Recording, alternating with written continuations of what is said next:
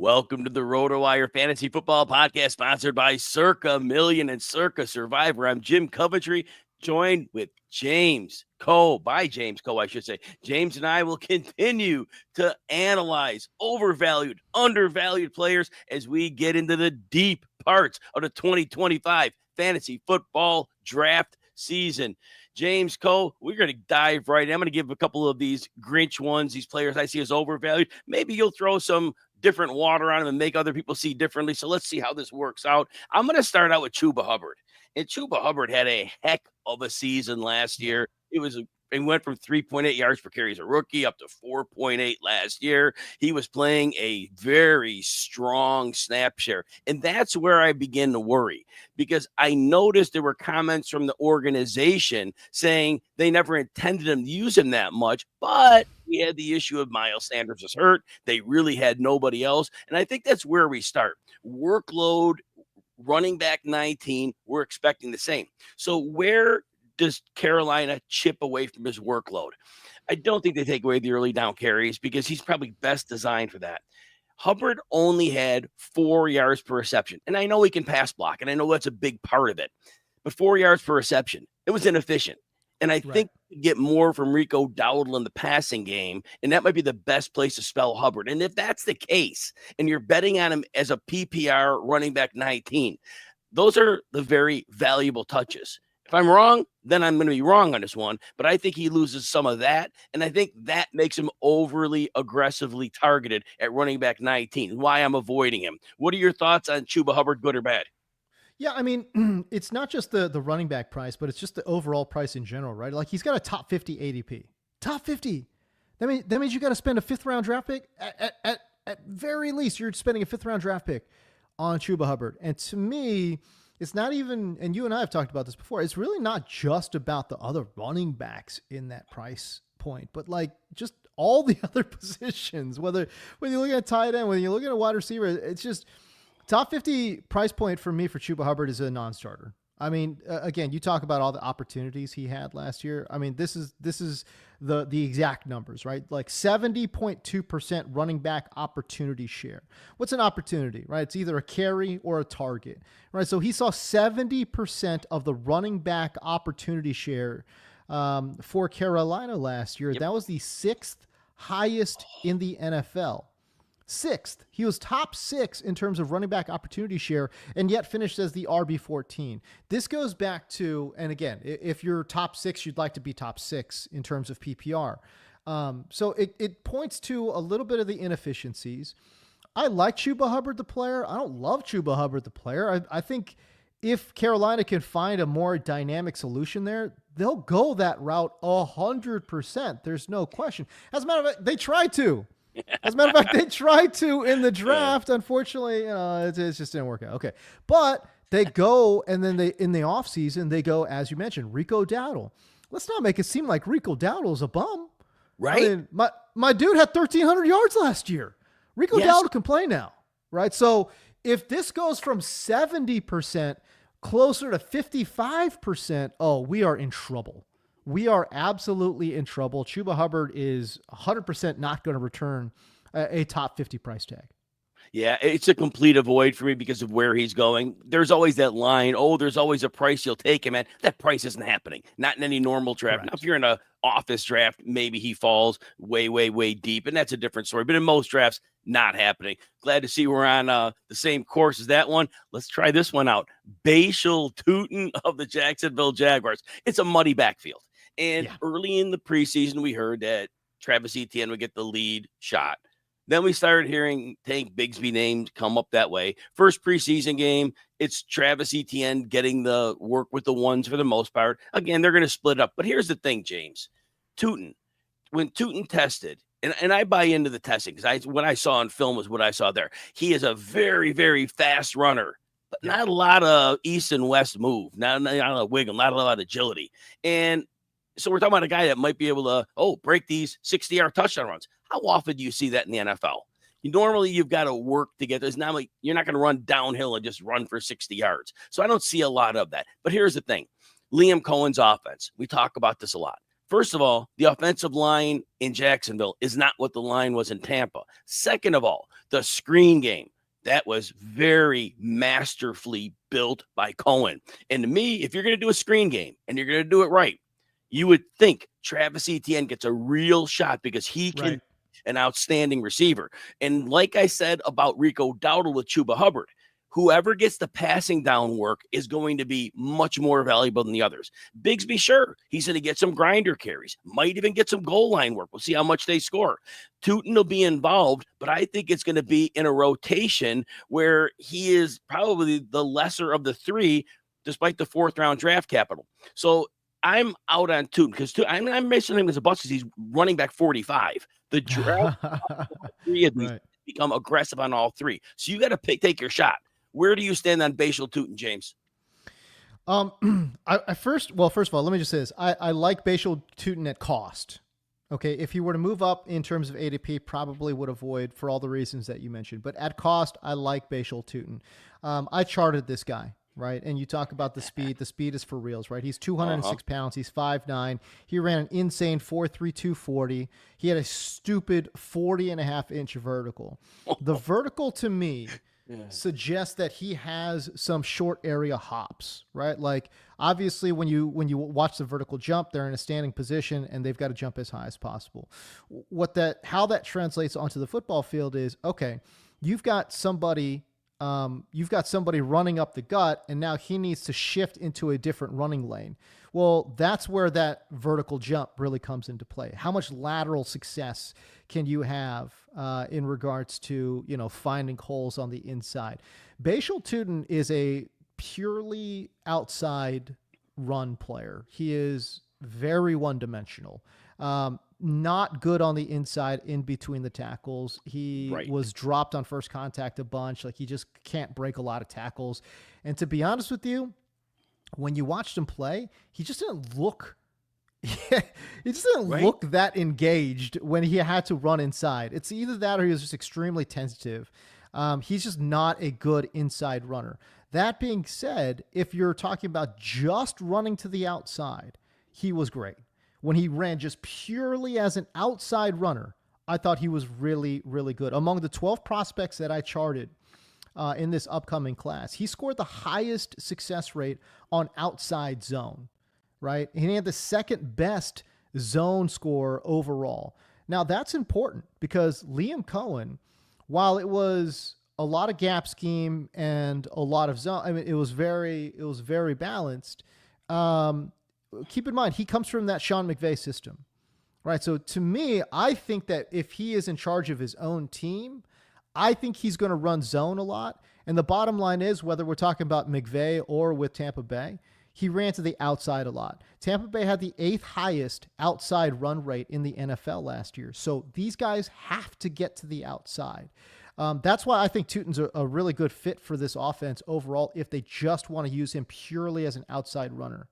Jim, can I talk about the ETN Bigsby splits, though? Because I just charted both of these guys, too. Yep, please do. And I've got some really interesting information.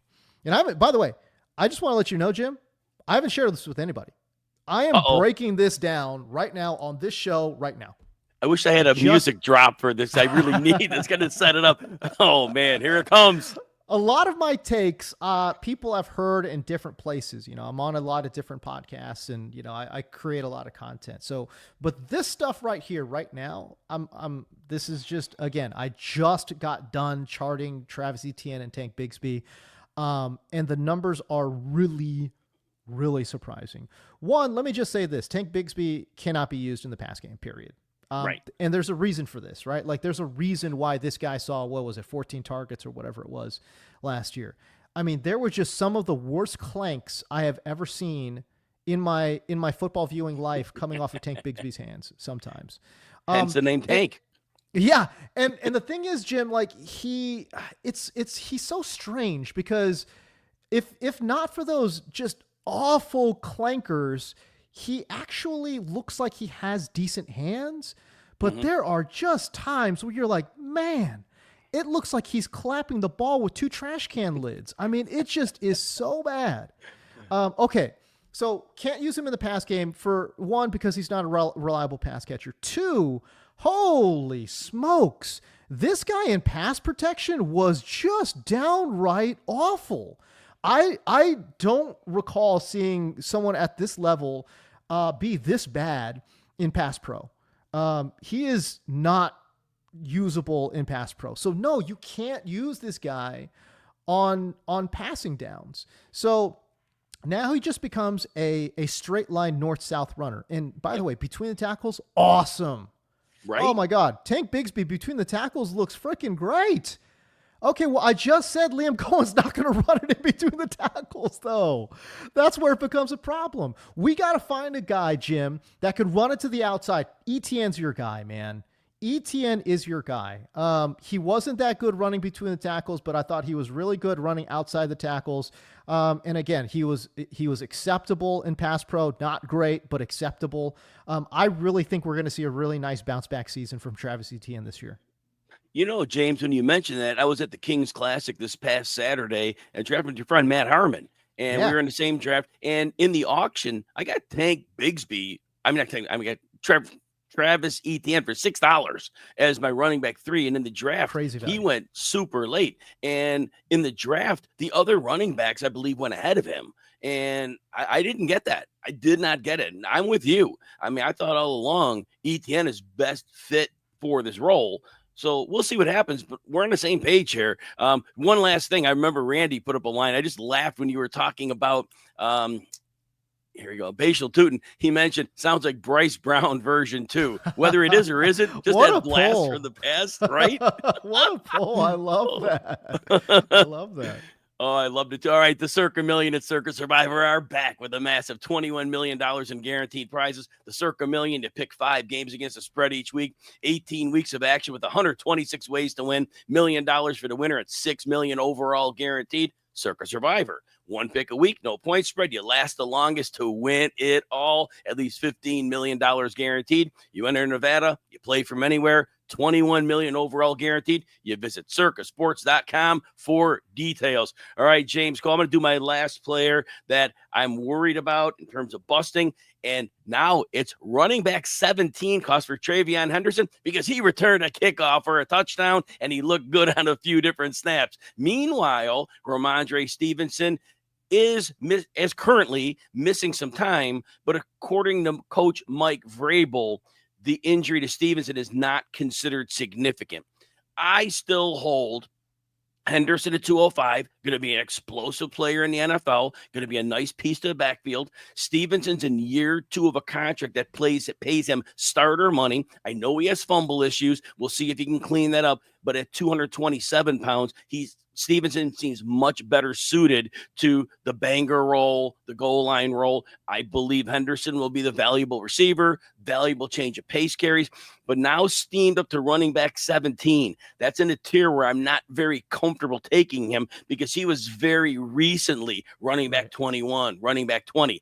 That steam in the preseason always scares me. Do you think the steam is worth it, or do you think he's overvalued now?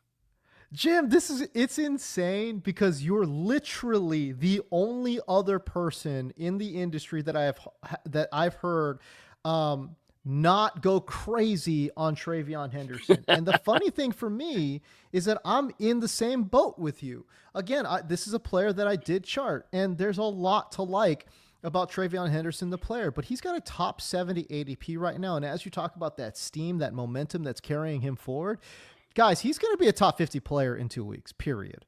If you take a draft in 2 weeks, like we're talking late August draft, and that's where the vast majority of drafts are going to happen, this guy's going to be a top 50 player. And I'll just say right now, I'm all the way out on TreVeyon Henderson as a top 50 player. Maybe I get burned because he is an explosive player. Absolutely, 100%. But as you mentioned, there's a competition for competition for carries right now with Ramondre Stevenson. And don't forget, Antonio Gibson can catch some passes now too, right? Like, this is not that clear of a backfield to me. It could be a 1-2 split, 100%. But if Antonio Gibson gets in the mix too, oh man, Ooh. Now it starts to become really muddy, really messy, really, really quickly. And that threat does loom, by the way. So again, I'm not saying it's going to happen for sure, but the threat does loom. Can I talk about some of these charting numbers, Jim? Absolutely, James. Get right after it. When I talk about TreVeyon Henderson, the player, when you look at the highlights, you're thinking, my God, this is one of the most explosive players that we've seen. And he's knocking out 50, 60, 70-yard runs on the regular. And yes, he absolutely was doing that. But he is 100% purely a gap scheme guy. He just does not have the vision or the patience, really, Jim, to run in zone. Now, I'm not saying that's going to be a huge problem, because I think that New England is going to run primarily a gap scheme concept. But when we're starting to talk about snaps, okay, it becomes a little bit of a problem. You can't just run gap in the NFL. It just doesn't happen, right? It's like saying a defense is only good in man coverage or only good in zone. That's a problem. Right. That's a problem, because you can't run just gap scheme. You've got to run a mix of gap and zone. Exactly. You just have to do it. Right. And so for me, TreVeyon Henderson is a very, very one-dimensional gap scheme guy. If you give him a hole, let me tell you something, man, he looks like the best player in the NFL. He's going to hit that hole hard as hell. My God. And I love it. The decisiveness, the explosion, all of that stuff going to the A or B gap, love it. Or shoot, if it's a design C gap run, let's go. Off tackle, 100%. You're getting some pulling guards out there. Let's go. I love it. But again, when you start running zone, especially outside zone, forget it. Like he doesn't have the patience to let that hole develop. His greatest strength is his greatest weakness, Jim. His greatest strength is that, man, he hits that hole so hard. His greatest weakness, Jim, is that, man, he hits that hole so hard. I love it. Let the zone holes develop. And that is why he gets cut down in the backfield a lot. This is what's crazy. Surprisingly not good at breaking tackles. He had the 4th lowest tackle breaking rate among the charted class, among 12 guys that I charted last year. I didn't chart everybody. 12 guys I charted. 4th lowest among that group. So there is some selection bias here, because I'm only picking the 12 best guys, right? Okay. That being said, he also suffers from a run stuff rate at the 2nd highest rate among the charted class. Why is he getting stuffed at the line of scrimmage so often? Again, he can't run in zone. That is why. So all of these plays that we are seeing, and all the highlight plays that you see from Ohio State and from the preseason, I promise you 90%, maybe 99% of those plays are gap scheme runs. Find me a play where he's running outside zone and gets you a big chunk gain. There's not that many. There are some. There are not that many on tape. That is why I am not as bullish on TreVeyon Henderson as the rest of the fantasy community, because I just don't think he can play in zone right now. But that's all right. Let the fantasy community eat up those players, and guess what? We'll get somebody else. We'll take the discount and get someone else while they can pile on the player that's not going to get it done. So James Koh, completely with you on that. But yeah, just watch out when players get steamed up like this, because normally it's an overreaction, and James Koh believes it is an overreaction like I do. All right, we're going to change it up, and we are going to talk some sleepers, because we have the sleeper king in the house, but that'll be after we take a short break. All right, we are going sleepers. James, Jaylen Wright, Miami Dolphins. He was very aggressively drafted last year. I remember he was often going around running back 44 in drafts. And so, yeah, very much a strong draft pick. This year, a little bit lower, outside the top 50 running backs. Ollie Gordon, 6th-round draft pick in the backfield. They bring him in. Alexander Madison, I think he's already done for his career. Now he had an injury, so they had brought him in. That wasn't going to work anyway. Not really worried there. Devon Achane, certainly the lead guy. I'm going to let you start up, because you're the sleeper king. I want you to talk about Jaylen Wright. Well, again, this is another team that wants to get to the outside, right? Like, so to me, I like Ollie Gordon in short yardage situations. Obviously, he was an extremely productive player. What was it? Oklahoma State, right? So, extremely productive player was Ollie Gordon, and he's good. I like him, but the reason he was a late round selection at running back in a year where, there were some good running backs, but there was a certain, I think there was some top line guys, and then it just kind of sort of was all muddled in the middle. And the reason I don't think he moved up boards is because I think he's a little too one note. To me, Jaylen Wright is the answer here. By the way, Raheem Mostert and Jeff Wilson, they've moved on, right? They combined for 26.4% of the running back carries last year. Jim, that's a huge hole. It is. That is being opened up. 26% of the running back carries were vacated last year. Now, I'm not saying that Jaylen Wright's going to eat up all of that 26%, but dang, if he even takes, let's say he takes 20% of that, that is such a huge boost in volume overall. Fantasy football is a volume game. Jaylen Wright's going to see way more volume. Was he a huge disappointment last year? Of course he was. Of course he was. But, and I love Jaylen Wright.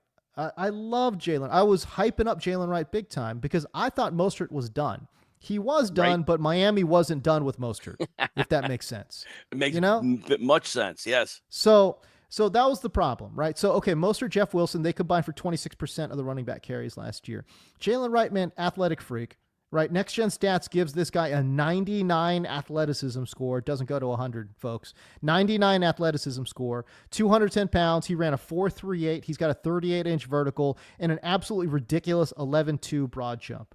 Right? Again, I go to the vertical jump. I go to the broad jump. When we start talking about, okay, short area burst, obviously Jaylen Wright's got that in spades. Can I also mention this? Jaylen Wright went to the University of Tennessee. These Tennessee guys, because their offense is so weird and bizarre, it takes them, I think, a full-on year to get acclimated to the NFL. And I think that is where Jaylen Wright is at. By the way, he's talked about this, not about Tennessee, but just about getting acclimated to the pro game, how it's so different than what it was collegiately. And man, it is hard, I think, for most collegiate athletes to transition to the NFL. But if you're coming from some crazy ass Tennessee offense, it's even more difficult. You know what I mean? So I would say that Jaylen Wright is a really, really good candidate to have a nice second year breakout. I think he's going outside the top 175 picks right now, guys. I mean, Let's be real. You know, I mean, come on. This guy's absolutely going to destroy ADP, and he is, to me, someone that has tremendous upside value. I think he's got standalone value, being the number 2 in Miami's run game. But the upside of a 175-pound back staying healthy in front of him in Devin Achane is probably, you know what I mean? Like there's there's some upside there because Achane himself has really struggled to stay healthy throughout his career. You know, and as you mentioned, the cost, and that's really what it comes down to. Think what you will, but Jaylen Wright does not have a far path. You already said you carved out how he has potential good snaps already in the offense, and the fact that he could get more if Achane misses time. I do worry if he was priced higher, which he's not, that the offensive line's terrible. Tua gets to get the ball out in 2 seconds. Everybody jams up in the front, but it doesn't matter. At your ADP, volume is king, and if he gets volume, he is going to shatter at ADP, like you said. So it even goes beyond analysis. Opportunity could be there in a big way. So all the things you said made sense, but even beyond that, it's right there for the taking as that late round draft pick. And that's why you go after these late round sleepers from the sleeper king, James Koh. Yes, sir. All right. Circa Million and Circa Survivor have returned. Remember, bigger and better than ever. You got the Circa Million. You got the Circa Survivor. Definitely excited about those. We'll talk more about those at the end. But James, next sleeper, I want to talk about CJ Stroud. And I'm going to let you do most of the heavy lifting because this is your sleeper pick, and I'll chime in later. But what I'll say, the very simple thing was this. CJ Stroud had that phenomenal rookie year. And I felt Bobby Slowick's offense that year, they had a fullback on the field. And it was the 49er model. It was the Dolphins model, and to a degree, the Ravens model with the fullback. And that meant a safety had to come down. And Stroud was clicking downfield. Last year, James, before the season started, Houston caught all their fullbacks. I said, oh, well, they're going to be playing 3 receiver sets. They're going to see 2 high safety. Stroud's going to struggle. I said, fade him. And that's exactly what happened. But now this year's a different year. And I want to hear you talk about why CJ Stroud, and you could often get him at quarterback 18 to 20. Talk about CJ Stroud and why you like him this year. First of all, great analysis by you. I did not think about that fullback roster movement there last year. I was all in on Stroud because we've just seen so many quarterbacks make a year two leap. And plus, it was just so enticing when you looked at the trio of wide receivers they had when healthy to start last year. Unfortunately, no one stayed healthy on this offense, man. Oh. I still think that Houston has offensive line issues, obviously, and hopefully they can get some of that sorted out. But man, look, arguably he was one of the biggest busts in fantasy football last year. I know this because I had him on a lot of different teams, and it always felt as if the breakout was coming. It felt like, okay, he put together a decent half. We're like, okay, maybe we're cooking, and then nothing. Crickets. And it was like that all year long. And that's why you ended up missing on so many great streaming options. You missed on Jared Goff. You just missed on so many different quarterback options because you felt like, man, Stroud was so good his rookie year. He's going to put it together here at some point, and he just never did. That's why I would say he's one of the biggest busts, and certainly one of the most harmful fantasy football players last year because he prevented you from actually picking up other streaming quarterbacks. Okay, that being said, the market has shifted too far the other way. Oh, yes. Right? He's going outside. He's going around pick 120 right now. As you mentioned, quarterback, 16, 17, 18, which is just mind-boggling. Right? Like, what are we doing out here? Like, I don't understand, First of all, look, Nico Collins is there. He's an absolute alpha. He's a stud, right? Then the front office is smart. They're like, hey, listen, we can't go out there and do what we did last year when we only had like one healthy wide receiver. No, we're going to go spend a second and a third round pick from the boys from Iowa State. We're going to go pick up Christian Kirk, right? And so now we're going to go out there. We're going to cook on the offensive side. They're young, they're fast, they're explosive. These are all really good players that they've got. I don't think Higgins was worth a second-round pick, but I thought Jalen Noel was an outstanding third-round pick. But combine that with Christian Kirk, veteran leadership in the flanker slot role, and we're really cooking with gas now in Houston, right? So for me, I really like C.J. Stroud. And again, they've got a brand new OC there, so it's good. I think we're gonna work in the right direction. And to me, the price is right. But by the way, can I also mention, if y'all go, and I just did a YouTube video on this, but if y'all go to the strength of schedule tool available to all RotoWire subscribers, this thing is so good, man. It's so easy to use, right? It's very illuminating. But the Texans have the second best strength of schedule for quarterbacks. So not only did they add all these weapons, Jim, the strength of schedule is lining up perfectly. And by the way, the first 3 weeks of the season, Stroud has the easiest schedule among all fantasy quarterbacks projected here. Got the Rams, Tampa Bay, and Jacksonville. The Rams were a below average unit. Tampa Bay and Jacksonville were two of the worst units in the NFL last year. So, yeah, I think Stroud's got a real opportunity here to absolutely kick ass in terms of ADP. And shoot, he might be one of the steals of the draft when we're talking about end of year as well. Yeah, and as we talk about Stroud, I mentioned earlier why I was out on him last year. But my line for this year was, okay, so it didn't work out when they went 3 receivers and he had to face it too high, but that was his learning opportunity. So sure. CJ Stroud makes his adjustment back to the league this year. And I believe the talent we saw, despite the good circumstances of rookie, I believe he has the talent, and we've seen it. And I'm excited to see him now make that adjustment back, and he is going to be just fine. And as you're saying, the fantasy community hasn't figure that out. There's one other important thing. And last year in the NFL playoffs, Stroud realized that the defense was just trying to take away everything downfield on him. He started running, James, because he's not a running quarterback. He ran for 42 yards in each of the 2 NFL playoff games. And then I heard a quote from Stroud in an interview talking about how he realized that, and he knows there's room to run now. All of a sudden, he's not going to get 42 yards every game. But the point is, the more defenses play it downfield, he has realized this is a part of the game that moves the chains. This could unlock more fantasy potential. So in addition to the things you said about him, having a great year as a passer, I think we're going to get more running ability, and we always love that from our quarterbacks. CJ Stroud. So look, James, would you go as far as to punt the position completely and make him your QB1? I'm taking, if I take like a high upside guy with a floor like Justin Fields, my hedge is Stroud. Dak Prescott, because of the injuries, I'm hedging in with Stroud. But would you go in with Stroud, or do you prefer to take him as a second in a combo? If I ever go in leagues where I only need one quarterback, I'm either punting the position and going with Stroud and another quarterback really, really late as well. And my favorite combination this offseason has been the Stroud-Trevor Lawrence combo, because both of these guys are going extremely late. And if somebody wants to overpay for Trevor Lawrence, I'll go ahead and let them do that as well, because I also like the Stroud-Michael Penix combination as well.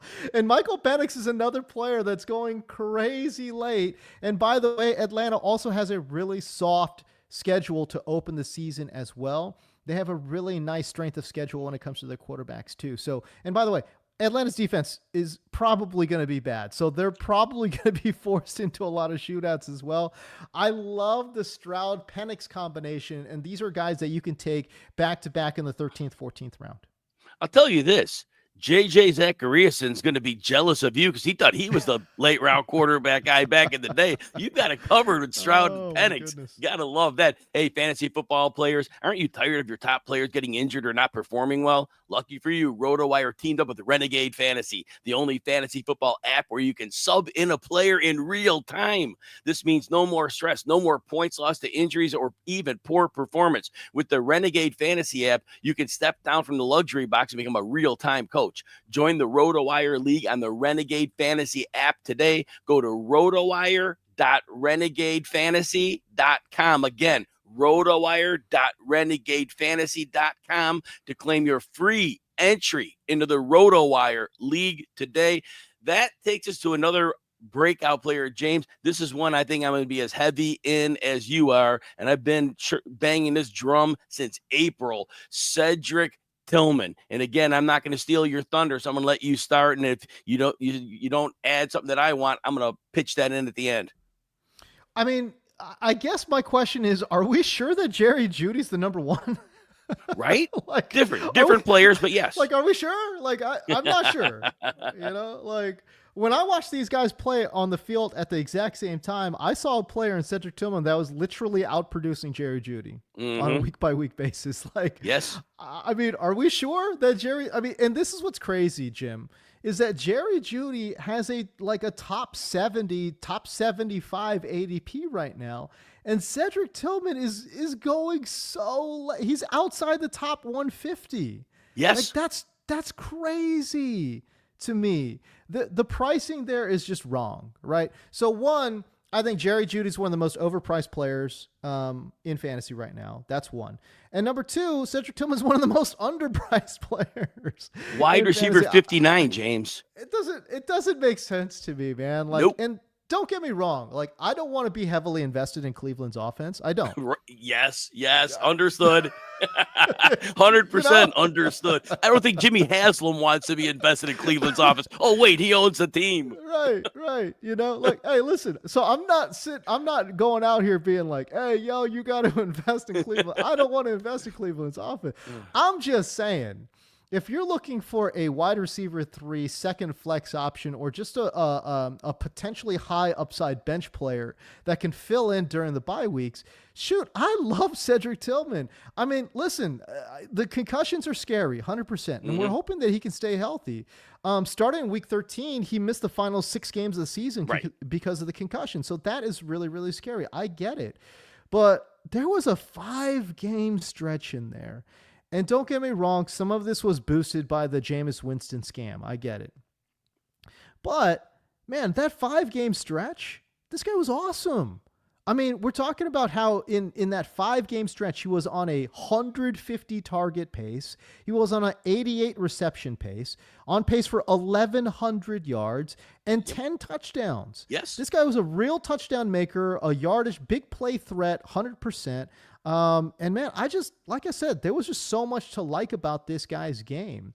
I think he's a throwback, old school X receiver. Yes. And there is a place for him in this league. In this league of all these small flanker dudes running around, like, trust me, there is a place for Cedric Tillman. There is a total dearth of X receiver talent in this league. And I think Cedric Tillman is a throwback X.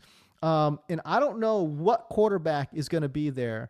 But I tell you what, if it's Joe Flacco, I like it. If it's Shedeur Sanders, I like it as well. Anyone else, I'm probably not going to be as excited. But even Joe Flacco with Cedric Tillman, again, he loves to throw these bombs deep downfield, bro. Like, I just feel like that's a really good pairing as well. And to me, he fits with what Joe Flacco does a lot better than what Jerry Jeudy does. So to me, I'm not that confident. And as a matter of fact, I actually don't think that Jerry Jeudy is going to be the leading receiver on this unit. I think it's going to be Cedric Tillman.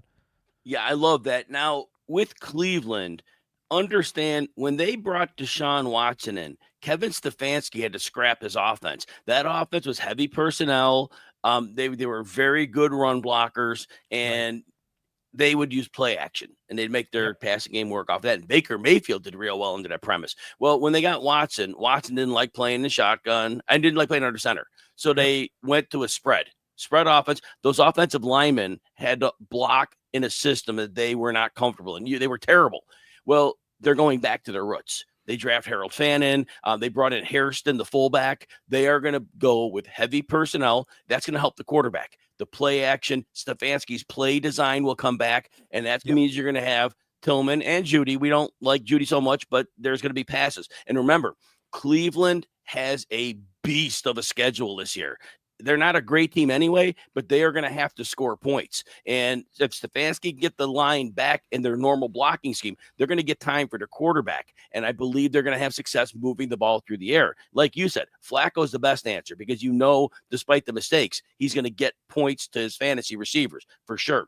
And but Tillman is a big part of the solution here, as you said. And I'm just going to add one thing which goes in line with what you said about what he did. So remember last year, to start the season, Amari Cooper was the outside X receiver, and then he got traded. It was those first 3 games that James was talking about. Tillman's average in those 3 games, 7 catches, 85 yards and a touchdown. Next game was in the 40s, and then the concussion. But like James said, this is a player that was proving it and was getting it done, former 3rd-round pick. But I, like James, as many shares as I can get. And I love him in best ball as well because they're, depending who the quarterback is. Last thing I'll say, that first game he played, Cedric Tillman, Tillman's done for the season.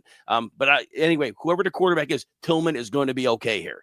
All right. Is there something you wish your fantasy league had or features missing from your current leagues? Bonus scoring, custom schedules or playoffs, deeper team settings? Look no further because we have you covered with our friends at Fantrax. Fantrax is the most customizable fantasy platform in the industry, offering the greatest fantasy experience for your dynasty, keeper, redraft, and best ball leagues. Fantrax even offers college football fantasy leagues. You create or join a fantasy football commissioner league, invite your friends, and dominate your draft this season. Fantrax is the top dynasty fantasy football platform in the industry. Fantrax is running a special promotion you don't want to miss. Sign up for free at fantrax.com/RotoWire today to enter for your chance to win a Jamar Chase jersey that's signed. Simply create a new league or bring over your existing league for more chances to win. Again, you go to fantrax.com/RotoWire. Sign up today. Fantrax, the home of fantasy sports. James, I wanted to talk about a few players with stories that I believe are interesting. And I'd love to hear your, I want to hear your take as well. DK Metcalf, we're obviously conflicted on because 2020, 1,300 yards. James, 21 through 24, 1,000-yard receiver, right around there. He had 1 year at 1,100, hasn't done anything. James, the more I thought about this, I always want to get to the why, right? It's possible he had a career year. That's very possible. But that 1,300-yard season, James, that coincided with the last year that the league was primarily playing two high safeties. That was the let Russ cook year. And then late in that season, the adjustment with safety started to happen. But then DK Metcalf, the last 4 years, is playing in a two high safety world. He is not able to win over the top with multiple safeties. He's not that player. And this year, the league still plays too high, but you can't play two high safeties against Pittsburgh because they're going to be using three tight ends on a lot of plays, two for sure. You never can play too high against Arthur Smith with regularity because there aren't hardly any receivers on the field. If you play too high, they're going to run. So my premise is this. Aaron Rodgers may not have much left. And I can't speak to how much or how little he has left. But I know DK Metcalf in this offense, he's going to get 120 targets because Arthur Smith's top receiver always gets that. There is no credible number two. It's probably Jonnu Smith. But I think because it's going to be a steady diet of one high, DK Metcalf on slants and crossers is going to get the ball in his hands. And without having two safeties to split, he can outrun people. He still can do that. My premise is this. I think if Aaron Rodgers can just give us decent play, somebody's going to get yardage in that offense. And I believe with the way defense is playing, it's going to be DK Metcalf. You could tell me I'm crazy. You could tell me I'm right. But either way, I want to hear what you think. No, I don't think you're crazy. I think there's one. Okay. Again, if it sounds like we're conflicted, it's totally because we are. I'm with you. I'm very conflicted on DK Metcalf. I think he is a plateaued player. I think we were, after that 1,300-yard season, we were hoping that he would take another step because at the end of the day, man, he is a beast athlete, and can he access that athleticism to take it to the next level? And he just never did. And part of that was quarterback play, certainly, but I thought when they added Geno Smith and Geno Smith, was stabilizing that quarterback position, DK Metcalf still kind of sort of took a little bit of a secondary role. He was still the lead there in Seattle, but far too often we started seeing, we still saw Tyler Lockett getting big plays.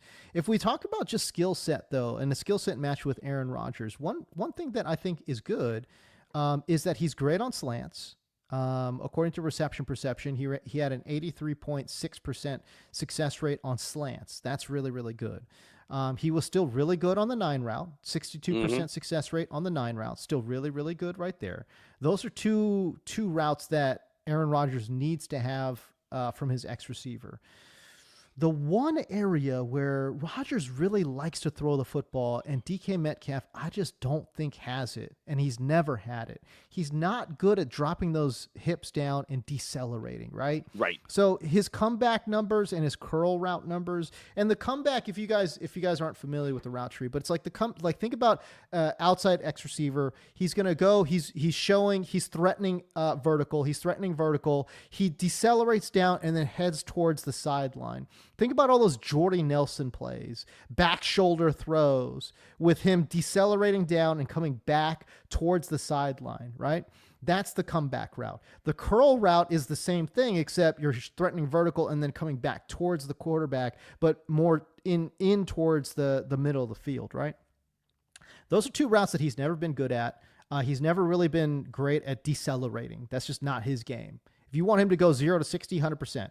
But the braking system don't work, man. Nope, you know what not I'm at saying? all. He can accelerate, but he can't decelerate, So that area, I think, is going to be a problem. I don't think that matches really with what Rodgers likes to do in terms of throwing back shoulder fades and all that kind of stuff. So I think that will be a little bit of a problem, but can they adjust? Can there be an adjustment between Aaron Rodgers and what Arthur Smith likes to call? Because Arthur Smith loves to call dig routes. And DK Metcalf was good in that area too. So I think there's definitely upside here, man. But it's capped by the fact that I think that Pittsburgh's offense in general is just not going to be that good. 100% on that. Love the take on that one. Hey, if you're enjoying this analysis, consider joining the RotoWire team. I can get you 15% off any RotoWire subscription. You go to rotowire.com, pick that subscription, use the code YouTube15 at checkout. James, let's do one more here. Yeah. So I want to talk about Xavier Worthy. And Xavier Worthy is going right around wide receiver 20 right now. Now, we just recently got news that Rashee Rice, as of right now, assuming the groin injury is okay, he's expected to play 4 weeks. The league is going to have discipline hearing on him to see about his legal situation and what suspension would come down. So we don't know what that is. But here's the point I want to make. Xavier Worthy last year was drafted to be a deep threat, and he started out stretching the defense. Rashee Rice injured his knee and was out for the season. So the Chiefs, in the midst of the season, had to switch Worthy's role, and they moved him to a 6.5 average depth of target role, which really was Rashee Rice-esque. Now, Xavier Worthy was productive for fantasy, but he was not Rashee Rice. Rashee Rice was at 96th percentile yard after the catch in that role. So here's my point, James. People are drafting Xavier Worthy because of what they saw last year. When Rashee Rice is on the field, Xavier Worthy is going back to that downfield role. And Patrick Mahomes was a very inefficient deep passer last year. Now, maybe that sticks, maybe it doesn't. But regardless, Rashee Rice is the number one in this offense. But people are expecting Worthy to pick up where he left off. And again, if Rice misses time, we don't know what the suspension will be. Worthy during that time certainly could flourish. But I think in the fantasy playoffs, when Rashee Rice is in Rashee Rice's role and not Xavier Worthy, I think people are going to be real disappointed they spent wide receiver 20 cost on Worthy. Where do you stand? I agree with you 100%. I think that Worthy is going to be a specialty player, and that's the role that he's best suited for, this speedy outside vertical threat. You know, a guy that opens up the middle of the field for the aforementioned Rashee Rice. Like, that's what's funny. Like, Kansas City, in my opinion, I think they drafted Xavier Worthy to actually open the field for Rashee Rice. And so, yeah, no, I think that's what we'll see. Plus, on top of that too, what makes this even more confounding and more perplexing is the fact that, okay, Xavier Worthy is there, but so is Hollywood Brown.